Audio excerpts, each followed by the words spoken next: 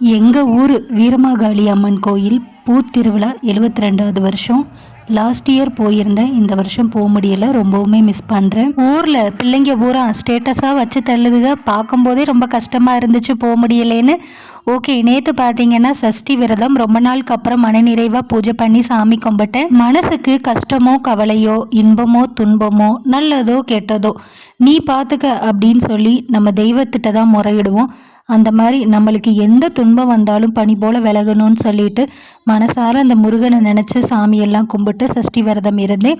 நேற்று நெய்வேத்தியமாக சுண்டலும் பால் பாயசமும் பண்ணி படைச்சு சாமி கும்பிட்டேன். மன நிறைவாக ஒரு பாசிட்டிவாக இருந்தது. நமக்கே ஒரு பாசிட்டிவ் எனர்ஜி கிடைச்ச மாதிரி இருக்கும். எந்த கஷ்டம் வந்தாலும் பார்த்துக்கலாம், எந்த கவலை வந்தாலும் அப்பன் முருகன் இருக்கான், பனி போல் விலக்கி கொடுத்துருவான் அப்படின்ற ஒரு தன்னம்பிக்கையும் தைரியமும் கிடைக்கும். ஸோ நெக்ஸ்ட் வீடியோவுக்கு மறக்காமல் நம்ம சேனலை லைக் பண்ணி வச்சுக்கோங்க, சப்ஸ்கிரைப் பண்ணி வச்சுக்கோங்க. நெக்ஸ்ட் வீடியோவில் பார்க்கலாம். பாய்.